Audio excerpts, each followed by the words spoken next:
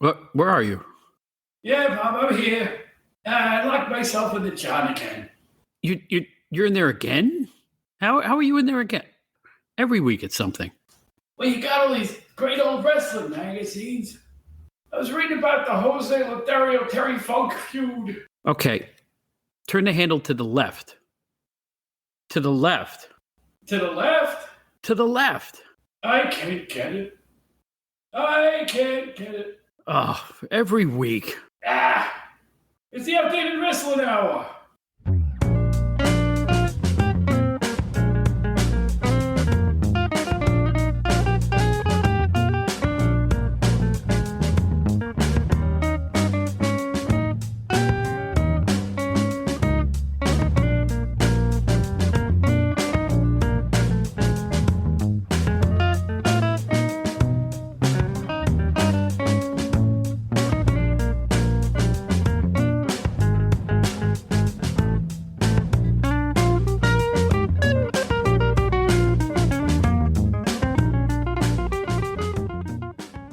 Sometimes I question my choices in life.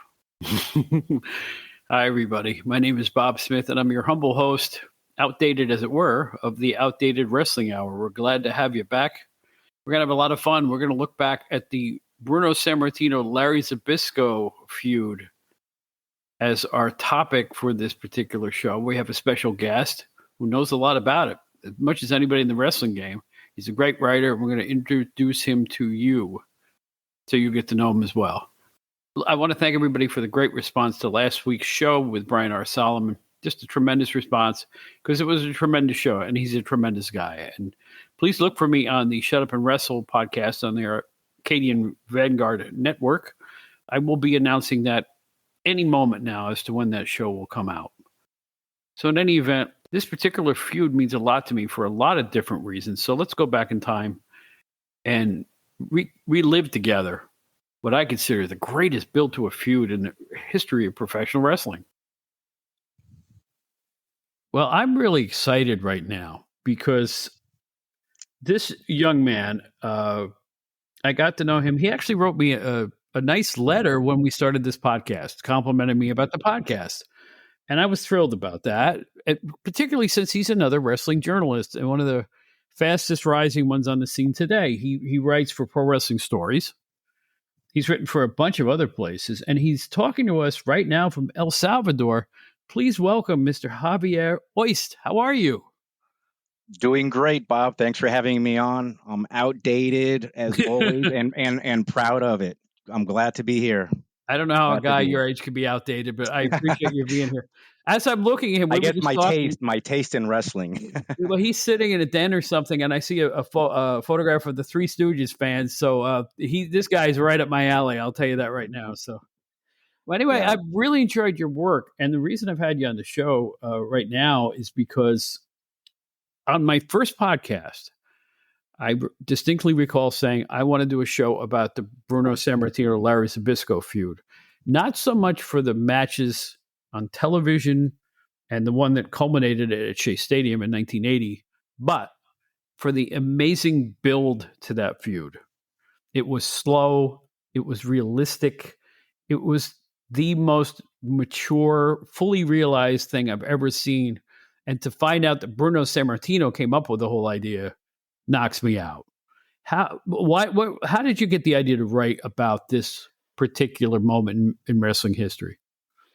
I guess when I'm pitching a story to, in this case, Pro Wrestling Stories, I go through everything they've done. There's a lot of good stuff on there, hundreds of articles done by other people, including myself. And the Bruno and Larry Zbyszko feud wasn't on there for some reason. And there were a bunch of stories on there, interesting, but sometimes there's certain feuds and stories that just need to be on every single wrestling page. And I decided to tackle the job of trying to put people in the moment of 1980, January of 1980, when this whole thing was just bubbling to the boil until it culminated in a Shea Stadium. It's very hard to write one article and try to put people in that spot of how it went down. It's just, if you weren't there, it's very difficult. But I tried my best. I've read it a couple of times since I wrote it. I wrote it actually a couple of years ago. It's been updated a couple of times here and there. That's the beauty of when you write online. You can do little tweaks, and when you contacted me about speaking about this, I thought I would be glad to speak about it the best I can. And from someone who wasn't there, I started watching wrestling around late '85. So this was 5 years before I even started watching. Right. So it'll be interesting to hear your take on it, because you lived that. You watched that, right? Right. And this is very special to me, this Feud, and I'll tell you why. Yeah. All right, let's go back in time. I'm living in Woodstock, New York. I moved there in 1979. I still had a black and white television. I had the same TV that I had as a kid, as an adult. I loved TV, but I didn't want to spend the money. I don't know what it was back then. I was happy with my old RCA television. Yeah. And I had cable. And we had WOR TV Channel 9 from New York City, which was the WWF back then. So Larry Zbyszko, at that point in his career, had done a lot of tag teaming. He was a championship tag team with Larry Zbyszko 2 or 3 years before this incident occurred. Correct. Yep. Or the feud occurred. And he went away for a little bit and came back as a solo. I think he was, like your article said, he had some feuds with Angelo Mosca, like Baron Cicluna, people like that. Yeah, Kowalski, right? Actually, they weren't even real feuds. I think they were only house shows of opponents. I don't think they definitely not. Feuds wouldn't be the word. No, yeah. But he did go against a couple of the baddies and right, and did well. Kind of. He was pretty over with the fans, not huge, but pretty over. Right? He was over with the fans. He was? Okay, yeah. that was going to be one of my questions for you. History has not been kind to both him and Tony Garea as both single stars and tag team people. They were over. Okay. I also think history hasn't been kind to Chief Jay Strongbow. 72, 73, 74, he was it. He was a Jimmy Snuka of that era in terms of the number 2 that was really hot. Chief Jay Strongbow was hot. People just weren't there to remember it. They remember old Strongbow doing a bunch of tag teams in the end. Let me tell you something. Strongbow was a star, capital S. Yeah, so we'll do a show about that probably up the road. For sure. But in any event, okay, so they bring him back. And Joe McHugh on TV goes, here he is, Larry Zbyszko. And you see him just kind of put his hand in the air and acknowledge the introduction. He's not smiling. He's not smiling at all. And, he beats somebody, Gypsy Rodriguez, or one of the B-level heels, I hate to call them jobbers, but, or maybe a Johnny Rods. Yeah. And a couple weeks go by, and Bruno's kind of hyping him. He's, this is my protege. He's been this and that. I wish he would do this or that, but he's still my, number one guy, and la-di-da. A few weeks of this goes by on TV, same shtick. Until one day, during the match, Bruno says, I'm going to interview Larry after the match, see what his thoughts are. And there's Bruno with his yellow jacket on. Yeah, the yellow jacket. In his hand. And he goes, here's a guy who's really become a wrestling star, Mr. Larry Zbyszko. And Larry walks toward him, glances back at him, and just keeps walking. Yes, right. And you hear Bruno go, Larry. And you hear ladies in the crowd go, Larry, right? Larry. And he goes, oh, Vince, I don't know what happened. Maybe he didn't hear me. And that was it. That was your first chink in the armor. Yeah. I believe it's the next week. Zbyszko does away with another opponent, waves at the fans like, just one hand in the air. Bruno goes to interview him, and he goes, we're going to try again to talk to Larry Zbyszko. And this time, Larry just makes a beeline out of there. Something's wrong. Yeah. Here's Bruno Sammartino with egg on his face two weeks in a row. And something didn't feel right. Yeah. A retired Bruno Sammartino. Now, right? I'm at home watching this, and I'm smelling chum in the water. I am seeing something spectacular is going to happen. This is 1980. I had been saving my money. I was in my 20s. I've been saving my money for a long time to buy a VCR, that newfangled appliance, VCR, right? Right. And I had enough money, but I was putting it off. But this thing, I said, I got to tape what's coming up. I can feel it in my bones. Yeah. So I went to Albany, New York, and spent $1,000 on my spanking new RCA VCR, right? They were that expensive in the beginning. Yeah. Never buy electronics when they're brand new. No. I feel sorry for the people who went out and got an HD TV. Remember, they were like $25,000 or something?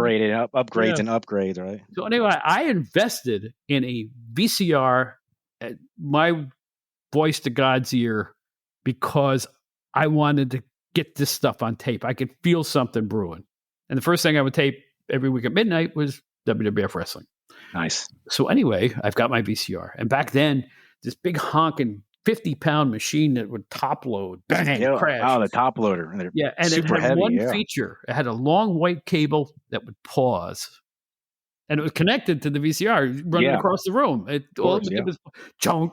You would actually hear the thing go bonk. Oh, it had one button. Yeah, it was pause, record, pause, right? It didn't even have record. It just had pause. Oh, okay. You have to just okay. You know, this was a prototype VCR. Nice. So anyway, here we go. Week 3, or a couple weeks go by, and again, I don't know specifically the weeks, but this is. You can tell me if I'm making errors or not. No, that's the way it was going. Yeah. Vince interviews Larry Zbyszko solo. It goes, Larry's going, I don't hate the man, but I feel like I've been in his shadow, or words to this effect, for a long time. Yes. I don't think I get enough respect as a wrestler. I want to prove to both Bruno and the fans. So I want to get an on-air conversation with, if you can set this up, la-di-da. Very cool. Very realistic. He wasn't mad. He wasn't shouting. He wasn't saying Bruno's a bum. He just not yet. You could tell he was. Yes, you could just tell he was troubled. Larry was troubled, and he said he couldn't continue wrestling unless he was able to prove himself against his teacher. Yeah, right. So the next week is Vince McMahon with his yellow jacket on. You got Bruno on one side and you've got Larry on the other side, and Larry says this to Bruno. He says, I want to get out from under your shadow. I have been, I want to prove myself against you. And I think I'm as good as you are. And I want to show everyone in the world this. So Bruno says, yeah, I'll agree to do a scientific match against you. But by the same token, I remember this line specifically. I can't put a hold on you and say quit or I'll break your arm, because I don't feel that way about you. His heart isn't into it. My heart isn't totally into, I don't want to beat you, but I will wrestle you. It was more like Bruno wanted more like an exhibition. Exhibition, yeah. And Zbyszko wanted a real match. Right. So it was one of those things like, look, I'm not going to hurt you, but and Zbyszko's getting frustrated. Well, I'm getting ahead of myself, but right. Yeah. So anyway, Bruno agrees to the match, and at the end of the program, Vince is saying, next week the match, spectacular match of a lifetime. It's Bruno Sammartino, and I'm like, oh, I'm so glad I bought that VCR. So at this point, are you record? Did you record? Are you recording at this point? Where the matches? I recorded everything. Yeah, I recorded this whole thing. I still have the tapes. Excellent. I still have the tapes. Nice. So now here, it's that match, and as I recall, the show used to be on at midnight, but there was a Mets game from Los Angeles or something at midnight, preempting it. So they moved the air time to like 5 p.m. or something. Oh, nice. Like that. Okay. But thankfully, I had a VCR. I didn't have, and I was busy. I was going out that day. I didn't have to miss it. I could come home and watch it. I'm like, I'm so happy. So I was waiting on this one, and that was the betrayal. The match starts out scientific. Bruno's breaking holds. Larry's getting pissed more by the minute. He's going, why did you release that bear hug? Let me get out of it. And you see Bruno waving his hands going, what's wrong? What's your problem? Yeah. So they were both getting heated. Yeah. At one point, Bruno makes a maneuver that causes Larry to miss him and fly out of the ring. Larry comes back in the ring, and betrayal time. starts Yeah, kicking, Larry stomping, got hitting. Bruno from behind, Right. like a hip hold, Mm-hmm. and Bruno kind of maneuvered, and when he moved like that, Larry went through the ropes right in Right. front of the camera. Yeah, Exactly right. and Yeah. he goes around the ring, and that's when you get the three chair shots heard around the world. Oh, heck yeah. And probably the bloodiest moment in that era in WWF television. There's no That question was about it. that was shocking because using a chair back then was I can't recall any other incident. Well, I mean, at least No, not wasn't very common. they were picking Yeah, chairs up. I remember one time Dominic DeNucci yeah, went nuts on the Samoans, but they didn't feel it because they were the Samoans. That's just the way they promoted them back then. uh-huh. I remember to get Sergeant Slaughter to break a hold on Pat Patterson, they had to smash him over the head with a chair Okay, yeah, too. but You when you know, would get hit with the chair, I mean, three chair shots and you're in the hospital. Now, 10 chair shots and you're right, still going. right.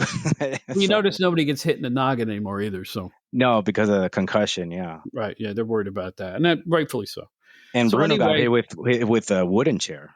Wooden right, chair. So yeah. So that's a three smashes, and three, yeah. at the end, I distinctly remember Larry taking that chair, throwing it across the ring with such force that the top of the chair popped off. Remember that That's right.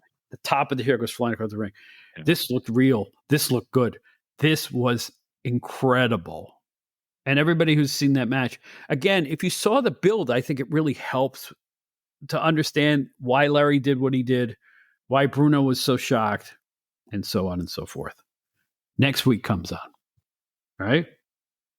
Interview with Larry. I think it was the next week. Yeah, again, my timing may not be right. Yeah. Larry all of a sudden is a self-absorbed, complaining punk, totally different than his persona had been. He's going, I beat him. I'm proud of that's the greatest moment in my career. I can make my name bigger than Bruno's damn name. On and on with it. Not really insults, just bitterness. Yeah. Just bitterness. Like this guy's been holding me back. Of course, he wasn't really holding him back, but that was Larry's perception of what was going on. Jackpot, new star, new superstar, Larry Zbyszko. Wow. Yeah, the character was where he would say, people didn't know me for my name, Larry Zbyszko. They just say, oh, it's Bruno's kid. It's Bruno's Right. protege. You know, that was, and he used that. Right. In real life, they would say that's Bruno's kid, but he also used that for the angle. Right. So I thought that was really great. Yeah. Larry's first interview after that incident was spectacular. I mean, he was just everybody's so shocked. He said, well, I'll tell you why he's so shocked. You know, he was just a whole new attitude out of the same guy. And it's one of those interviews where it's so natural. Mm-hmm. And that was probably him. It just feels so organic, and it doesn't feel so scripted where, okay, Larry, you're going to read this. Look, when they were doing these interviews, they made little mistakes, and maybe they didn't pronounce things perfectly, and maybe they repeated certain things, but it was full of emotion, and it felt natural, and it felt legit. Yeah. That's what helped it so much. You know, like about all these read off the card. That doesn't work. You know, no, for the most part, you have. But this is the secondary part of that is the juxtaposition, because you interview Larry Zbyszko before, you go, well, I'm going to give it my best. He talked like Bruno, face Bruno. Well, I'm going to give it my best. I hope I can beat this worthy component. You know, he was always polite and soft spoken, and unless he was being fouled, then he'd have a temper even as a face. But it was like a professional, like a pro sports interview, or how did you feel that the team did? Oh, we did our best, but we weren't able to win, but we're going to have to do better next time. You know, exactly. the usual cookie cutter comments were that's why I just love pro wrestling interviews more. They're just they have a lot of character and color. And Zbyszko, as a heel, he was just out of his shell. He was just so great. But there's the thing, like I say, from the time he came back and was doing the solo matches, just putting one hand in the air to wave to the fans, as the weeks went by, it felt like a volcano was going to erupt. Yeah. And that interview he did after attacking Bruno was the eruption of the volcano. Yeah. I can't take it anymore. And you know what? There was actually a school of thought that Zbyszko was right, that Bruno was holding him back. And, some fans sided with Zbyszko. Not many, but there was that faction.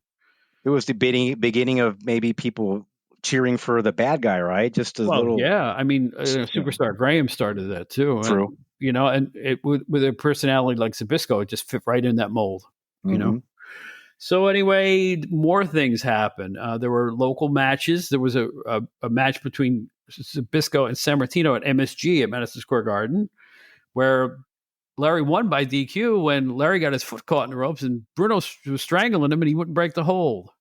So Larry won, and that was terrific. I've seen that picture. I've seen that there's a shot of that. Mm-hmm. They have them like that. I've seen that. Yeah. Then in one of the wrestling magazines. Yeah. Now I think this was after this or before. I'm not sure, but there was a battle royal at MSG, a $20,000 battle royal, as I recall. And Zbyszko wins it mainly by stalling the whole first half of the match. That was the first time I recall him doing the Zbyszko stall. And he says, he gets on the mic afterwards and he goes, "I just won $20,000. Boo. And if you think you're going to ruin my day, forget it." And the place went ape. He had it. He had it going on at this point. And I'm like, this can't get any better.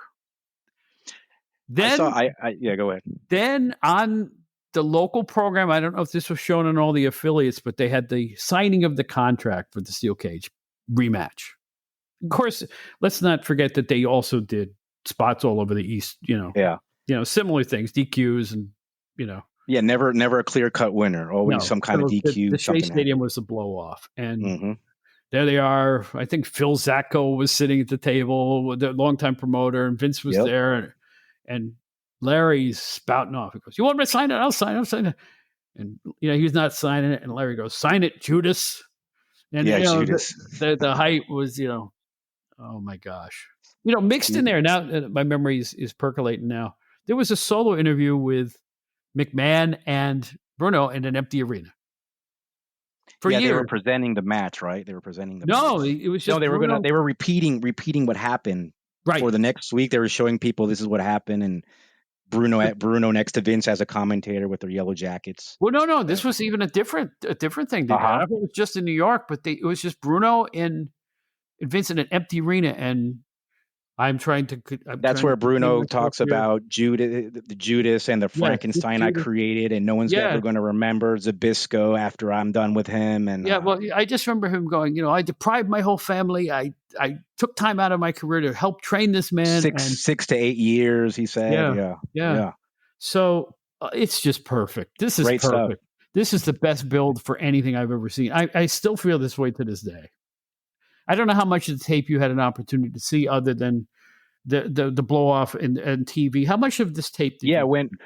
When writing the article, I try to watch anything that was out there. I couldn't include everything, right? But I did try to include nice portions of their interviews. Right. But there's so much more and what you're adding.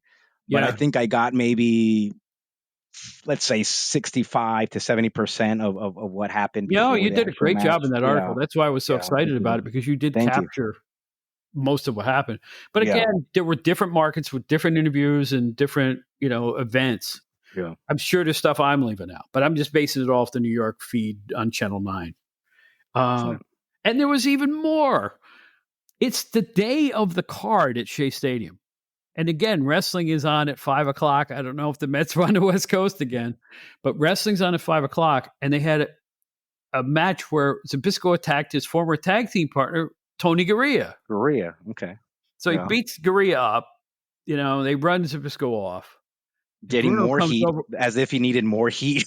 And Bruno comes over, and they must have known when this was going to air, because Bruno's got a mic, and Zbyszko's shaking the cobwebs off on the ground, and he goes, "Bruno, tonight, he says, beat the hell out of him," and the crowd cheers. So I think they knew when they did this taping that this show was going to be on early. Mm-hmm. This was the night of the show. They were soliciting tickets for that match the night of the show, because it didn't sell out. They drew like 34,000. Shea could hold 55,000. Now, there's nothing wrong with 35,000 people in there. That's fine. That was one of the bigger crowds in North America in a long time. Yeah, despite what Larry Zbyszko says, with all due respect, he said they turned away, I don't know how many thousand people, but it was not a sell. Unless it was a sightline thing. Shea was set up in a horseshoe. Wow. So maybe, but the match, I don't know about that, because, Maybe the upper deck seats were so far away you couldn't get a vantage point. They did not have a big screen back in those days. No. So if you sat in the upper reaches of the upper deck, they probably looked like bugs on a cracker. It was, Yeah, they didn't let them put the chairs on the grass. That's what I heard. So you only have That's right. photographers. There were a no couple photographers are around the ring, then everyone else is in right. in the bleachers. Yeah. So to me, the least memorable part of the feud was that match at Shea, believe it or not. Even though I called it the match of the decade or something at the time when I was with PWI, the build was so good, you almost couldn't.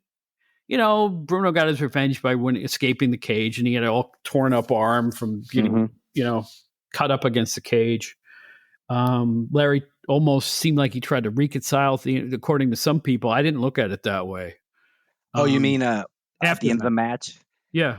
No, Larry. Well, I think I wrote it in the article where Larry lifts Bruno's arm, and Bruno just pushes Larry's arm down, and Larry tries to do it again, and then Bruno, I guess, punched him a couple of times. Right. And he almost tries to reconcile, but almost like in a way where he wants to keep his heat, which he did. Right. And he can always say that Bruno never beat him, right? Right. You never pinned me. You could say that. Never pinned me. That's the thing. Never pinned me. Right. That's the right. So all this excitement, the building of a new superstar, the cementing of the legend of Bruno Sammartino, all concurs at the same time. The biggest WWF event, and they needed it because business was down at that point. Everything was a smashing success. The one factor to me that's majorly disappointment is that Larry wasn't around that much longer in the WWF and never really came back. Did you hear that? I heard this on another show from an old school historian where he claims that Larry tried to hold him up before going out at Shea. He wanted so much more money, and they I guess they paid him what he wanted, which was an exorbitant amount, more than what they had agreed upon, because they needed him to do the show. But because of that, he really damaged his relationship with the management. That's what I've heard. I've heard stories to that effect as well. Yeah. Okay. I don't know it for a fact, Yeah. but I know that there was some bad blood between management and him after that. And for whatever reason, I think it's just such a loss to that area. Larry would have been a big star there for the next 5 years, and championship material too. No question about it. I mean, he was the most hated guy there. Yeah. They could have kept him going, and the fact that he kind of just vaporized real quick. Well, that was the NWA's gain and a lot of other, AWA's gain and everything else. I mean, he went on to have a successful career wherever he went, and for about another 20 years or something like that. So then became a TV commentator. And became a great commentator with WCW. I enjoyed him. Yeah. And whenever he would get in the ring, he'd still do the stalling. He was a master of that. Oh, God. It was so good. When I was watching it, I would think to myself, I really hate this, but this is great. How can I explain? This is great. You hated him. But it was just so interesting. You needed to hate him. That made the match. If he's up against some white bread baby face, and he'd spend half the time arguing with the referee and looking out at the crowd, or actually leaving the ring for long stretches. By the time he locks up, like Brian Solomon said, you want to kill him. Yeah, get in there and wrestle. Right? It worked like a charm. It's the kind of match. If my parents didn't really watch wrestling that much at all, but they would record stuff for me. But if Larry Zbyszko was wrestling, they'd watch a little bit, and they're watching, like, why you like wrestling? This guy's not doing anything. He's walking around, he's stalling. Is this real? What's going on? That's the way he is, Dad. He's the bad. He's a bad guy. Oh, but he's not doing anything. Just watch that. Just be patient. Hey. Yeah. Here's the greatest compliment I can give Larry Zbyszko. Everything he said and everything he did seemed real. Exactly. He was very gifted. He got better as he went along. I think he's criminally underrated when he was in the AWA holding their belt. Of course, there's not much he could do at that point. But the fact is, you didn't not believe he could be a world champion. He had the pedigree at that point. So I think you hit it on the nail when you say criminally underrated, but if you study his matches and you watch his commentary and just the way he worked in the ring, definitely super gifted. And something like we were chatting before, a lot of the newer generation of wrestlers, it would be amazing if they would go back and watch wrestlers like Larry Zbyszko, how they work the crowd, the psychology. It's the psychology. Exactly. It's not that he wasn't doing anything. Everything had a reason, a purpose, what he was doing. It's like when Brian Solomon and I talked. Stop killing yourselves and learn how to work. Start using psychology. Everybody's doing 1,000 spots in every match, and they're all going to get hurt for real eventually. Why not take? This goes for the promoters too. The promoters are every bit as guilty. 80 pin attempts and 75 high spots in every televised match it's first of all, it's getting kind of rote. It's getting kind of played out. We need something fresh. You know what would be fresh? Old school psychology. But it's all about the fear of people changing the channel. Stop ratings. That's what it is, right? The way when you spoke with had the conversation with Brian Solomon, the way the shows were structured, where there was a build. Right. You don't start with the most exciting stuff at the beginning. Right. But now you have to get people immediately grab their attention, and you don't want them to go somewhere else. Although they have like 5,000 other channels and 10 other streaming platforms where they can distract themselves other than watch wrestling at that moment. But they're just so afraid of having slower paced matches, I guess, for the most part, from what I've seen. Yeah, I think you guys are right about that. I do. And, I feel it has to be nonstop, right? But you know what? Boom, boom, boom. Wrestling fans throughout history have kind of accepted what they're given if it's good. And when I was a kid, wrestlers got in the ring quick. There were 2 announcements. Now people are used to fireworks and video displays and big production and 20 minutes to walk into the ring. And so that's a conditioning thing with the fans. You expect that now. And if you don't see it, you think it's minor league. Right. Well, but before they get in the ring, there's about three different commercial cuts, right? Yeah. They go to commercial a couple times, and that's why I mentioned I might be, but this is the outdated wrestling hour. I might be more outdated than you, Bob, because I didn't watch WrestleMania. You did, right? I know kind of what happened, what went on, but again, the super long walk to the ring, all the music and all that. I don't know. I'm not saying I don't like the new stuff, but I just love when the 2 wrestlers are in the ring. There's the announcer. You have like and you go. It's a simpler, and it's just a different feeling to it. See, there's the thing. I was hoping the NWA, as it's currently constructed, was going to try that. With Billy Corgan, but with the studio feel. It was like a studio feel, but everything was super shiny. So it was working, but it wasn't. It was like a throwback, right? I thought it worked before the pandemic, but the pandemic really hurt the NWA. I think a lot of the guys signed elsewhere, and he shut down. They shut down. So I think that gap made a lot of guys leave, or for whatever reason, and then they had to restructure. And the people they have now, to be blunt, aren't as good. I started watching the NWA when it came back, and they had that studio setting. I absolutely loved it. I used to watch it. With Cornette Cornette was on color. I mean, well, he lasted what, one show? No, after his comments, 2 shows. He lasted a few before. A couple of shows, right? And got him. But they didn't allow him to, be himself, because we're living in different time where there's certain things you can't really say. But where's the editing there? They could have edited that out instead of firing him. I still can't figure that one out. Yeah, but it's one of those things where sometimes people rock the boat too much, and maybe they feel like it's not worth having someone that's a little too controversial. If you've ever read wrestling Twitter, people want people fired for various reasons, constantly. So I take it all with a Future, grain of salt. future, called future endeavored, right? Right. Yes, exactly. I take it off with a grain of salt.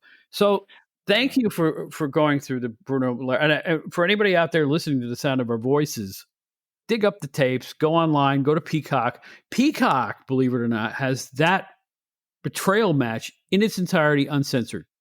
Excellent. They have a championship wrestling section on Peacock with those shows from the 70s and 80s. Don't miss it. It's life changing. You will see the culmination of a build that's just fantastic. So I hope you all enjoy it if you go and seek this stuff out. You really should. It's great stuff.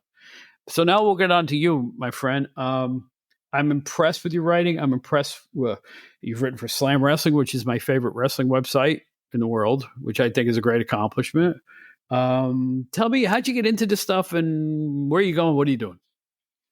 Well, I started getting into wrestling back in, it was late 85. My dad recorded just like you with our brand new VHS, which I actually still have back there. It's a Panasonic. I still have it back there. This is like one of these rooms where I keep a bunch of stuff and I for prosperity.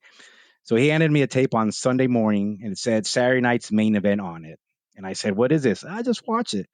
Because my dad, with his new VHS, he was recording movies, he was recording sports, he was recording anything he could with, and he had that control. He'd be on the couch and he had a control that had play, he had pause and record, pause and record. That's it.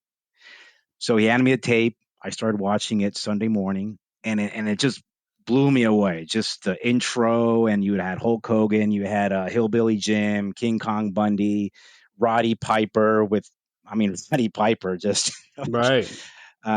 Jesse Ventura, commentator. A little bit later, um, there was this phenomenon going on, this show called Dallas on TV, and I liked the Dukes of Hazzard. My parents wanted to watch Dallas, which was like a soap opera in the evenings, and I loved the Dukes of Hazzard. So my mom and my parents decided to get me my own television. So they take me up to my room. "Look, you have a nice television here. You can watch anything you want. You can watch Dukes of Hazzard up here, and we'll watch Dallas downstairs, and we don't have to fight over the television." I'm like, "Great, Mom." They turn it on, and it's green, gray, black and white television. This is about super tiny TV, and for a kid who's already watched color television, for you to tell them now you're going to be watching cartoons and everything else on this tiny black and white box about, what is it, 12 inches, I remember to those me, movies. for a Yeah. kid, it was like not even having a TV. We had to sit close to it. But the good thing that came out is, sure, I was watching Dukes of Hazzard in black and white. I guess that's what I had to do. But then I discovered the UHF dial up above, and I just started cranking that, click, click, click, click, and I ran into wrestling. We were living in Florida at the time, and it was Championship Wrestling from Florida. Oh yeah. Gordon Soley was announcer. I caught exactly the time, the part where they had superstar Billy Graham strung up in the desert. He had buzzards around him. He's saying how he's going to get revenge on Kevin Sullivan and the Purple Haze, the Army of Darkness. So I go from watching WWF from the mid 80s, and then all of a sudden you see superstar Graham out in the desert getting picked by the buzzards and just left for dead. To me, that was as real as it got. Right. And I wrote an article about that as well, how what the Army of Darkness and the satanic panic of the 80s and how that influenced, everything from heavy metal to Dungeons and Dragons. So those were my earliest wrestling memories. And my dad, to encourage me to read, would buy me wrestling magazines such as these: The Wrestler, Inside Wrestling, Wrestling World, et cetera, et cetera. Right. And I would read them front to cover, back to, even all those strange ads that maybe a 6-year-old shouldn't even be Right. I'm No like, kidding. wow, my dad actually bought me this wrestling magazine, and if he only saw these ads in here with the Yeah. women wrestling and all that. But it was so, and I've been a fan on and off. I'll admit, there was on and off wrestling started to change around the 2000s, 2001 with The Rock and Stone Cold. And it was just very different because they would start talking in the ring. There's a lot of talking. And it wasn't really what I was used to. But fast forward to 2017, a wrestler by the name of Silver King, Mexican wrestler, died in the ring in England. 2019. Right. He was the bad guy in the movie Nacho Libre with Jack Black. Mm-hmm. He was the bad guy. And I wrote to Pro Wrestling Stories and I said, maybe I wasn't so nice, but I was almost like, you guys got to cover this. You guys should write about this. This is the stuff you guys should be on, you know. At the time, I didn't understand that Pro Wrestling Story was mostly a page dedicated to old school stuff. They don't cover. You're not going to see people talking about Raw, SmackDown, or current events. It's like 99% old school and 1% maybe new stuff, if anything. And they got back to me. The owner editor, his name is JP Zarka, great guy. He said, "Listen. Instead of us taking all the material you sent us, you know, why don't you try to write about it? Why don't you go for it?" And it was one of those sink or swim moments, right? I'm not a professionally trained writer. I'm not a literature major. I'm not any of that. I just enjoyed reading. I used to work for the athletic department in college. I read wrestling magazines. So it's one of those things where how hard can it be, right? Believe me, being like enjoying wrestling, reading wrestling magazines, and enjoying reading is much more difficult than actually sitting down and writing an interesting article. So, Hey, but I went for it in 2019, and ever since then, I've got about 120 articles on the site, right. and I was also only supposed to write one, and I've kept on going. I would never have guessed you were a novice writer who was just jumping in with both feet because, you know, I had a newspaper background. Mm-hmm. But I'll tell you this, there were times at PWI, I'd be sitting at my desk going, I got writer's block like crazy. Oh, that happens a lot. You know, I got to write about Hulk Hogan again. What the heck am I going to say about this guy? You know what I'm saying? It would hit you, you know, no matter who and that's you are. that's when you go like, maybe I reached my peak and maybe this is it. Maybe I've, so you just start doubting yourself. Oh, heck yeah. You walk away, you do something else, and all of a sudden it hits you. Okay, this is the angle I want to go with. Let's do it this way. And you just got to motivate yourself. And yes, sometimes I write an article just to prove to myself, see, you doubted yourself and you were able to do this one, just like the previous one, and you can do it, you know? So it's a very mental process of motivation. It is. I remember Oscar Madison on The Odd Couple, as played by Jack Klugman, was quoting another writer. He said, everyone hates to write, but you love to have written. Yeah, you know, once you accomplish that. Once you accomplish it, your head spins and you say, I can do this, and you move forward that way. But you've also written for, like I say, for Slam, for G-Fan magazine. Yeah, G-Fan's Godzilla. I think you got a future in this stuff, man. I think that your knowledge shows in your writing, and the fact that you're a young man. I'm assuming you look young to me. 44, going on 45. Well, you're younger than I am. Okay, but I will say this: I think that with your perspective at that sweet spot of an age, you can continue to educate wrestling fans on old and new. And I think you're right there. I think you got to keep going because it's like. And I want everybody to go to Pro Wrestling Stories. If you haven't read the site, it's a terrific website, first of all. And secondly, there's some really good things you won't find anywhere else on that site. So congratulations on all this. I think it's great. I appreciate it. And coming from you, Bob, it's a great compliment. The fact that you're a veteran of the wrestling magazines and everything. And when I wrote to you, I truly meant that I really enjoy your podcast. You're doing the wrestling scene is daunting now. I remember being at Ric Flair beating Sting for the NWA World Title at the Meadowlands around 91, something like that. Mm-hmm. It was an ice storm. They didn't pack as many people in as they thought, but the assembled press there was me, Apter, and two guys. Now Forbes has a wrestling writer. The New York Post has a wrestling writer. Everybody's got a wrestling writer. Forbes, the business magazine, has a wrestling thing on their side. Are you kidding me? So everybody in the world is focused on wrestling. They have press conferences after WWE cards now. It is entirely changed from when I did it. But I'm still lucky I feel lucky and blessed that I fell into it. I was able to get a job like that, to come to New York City. I was from upstate New York. I've had a wonderful time doing this stuff. And the most incredible thing to me is that, like I always say, my 6 years at PWI, people remember this. Yeah. It flabbergasts me. It really does. Like, you're holding up your magazines and showing me the articles. Yeah, it's your immortality here in these magazines. No, it really is. And either as a contributor or managing editor.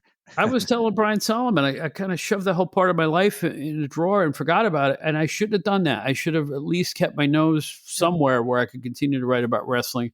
I don't really, I don't regret that I'm writing. I just regret the great feeling that I used to have working at it, Yeah, when you came back on the scene and they introduced you as Bob Smith on another podcast you were say on. What it was. It was John Rezzi's Pro Wrestling. Yeah, John Rezzi's podcast. And I said, I'm thinking, because I'm a fan of the podcast. I'm like, Bob Smith, I know that name. He's in those magazines. And I started digging up some stuff, and you're there, man. Yeah. Well, I had been a guest on his show back in the 80s, and he asked me to come on board, and I said, sure. So, but I'm not there anymore, but I will say, but now you're doing your own thing. No, it's a lucky break because it motivated me to keep going, and I can't complain because people were like, where's Bob? What happened? And I wanted to write in also. I wanted to ask, what happened to Bob? But I don't want to be like that. No, but then you mentioned that a lot of people were asking where you were. What happened? Well, I'll say it this way. I don't know. I don't know what to say. I don't agree. I was upset. I was upset when it happened. I was even more upset at some subsequent things that have happened. But you know what? I'm going to let it ride because I'm doing great here, man. You are.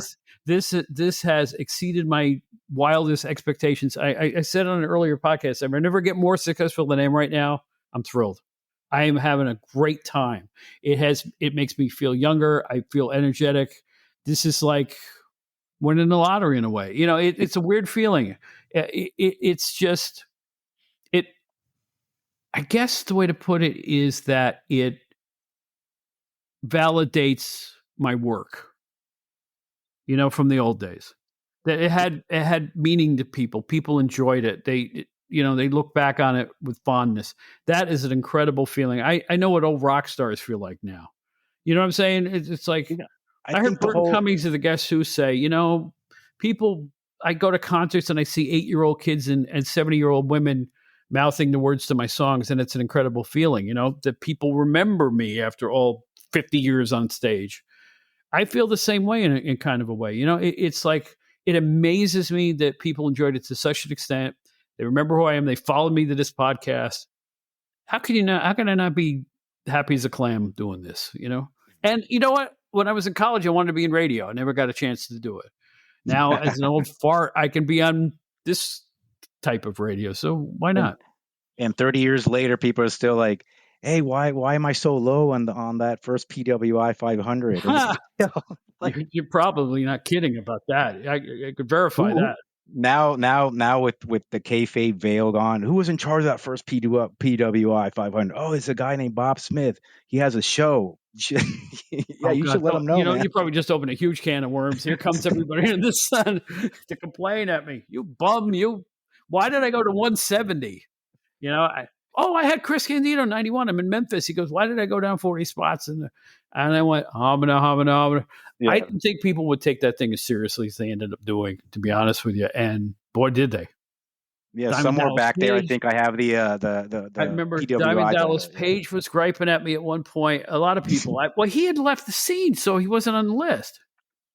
Well, at least you weren't getting complaints like Bill Apter was getting when they were angry about the apartment wrestling. They're like, why did you, meaning Bill Apter, and he wasn't him, why do you have this in the magazine and I'm in it and you have apartment wrestling? I don't like this. And Bill's like, I'm not in charge of the apartment wrestling. Yeah. He was getting Yeah, I know. Poor Bill. But Bill's still out there doing it. God bless him.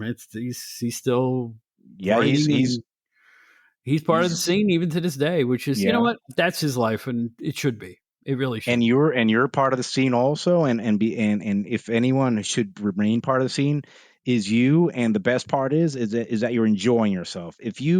Yes. If someone doing podcasting isn't for everyone, writing isn't for everyone, acting isn't for everyone. If you don't genuinely enjoy what you're doing, Yeah. it's better not to do it. Well, But if you're doing it, it's great, and we're all better for it because we get to listen to more shows. there are hundreds of wrestling podcasts. There are hundreds. I mean, if not thousands. yes. If not, And to see our little placard in the ratings list blows me away. I don't care if I'm number 6 or number 60 or number 110. It's like the PWI 500 back again, but now it's reversed. Right. Now I'm being rated. Yeah. As long as you're in it somewhere. But to know that people are listening, enjoying, I hope it keeps going for a long time. I'm gonna do this until it becomes unseemly at this point. So, but you know what? The second thing is getting to meet people like you, man, and Brian and other people on the scene today that are carrying on the tradition of, I don't want to say old school wrestling, but traditional professional wrestling. And I want to thank you. You're doing a great job. I'd like to come back sometime. I'd like to have you back on the show again.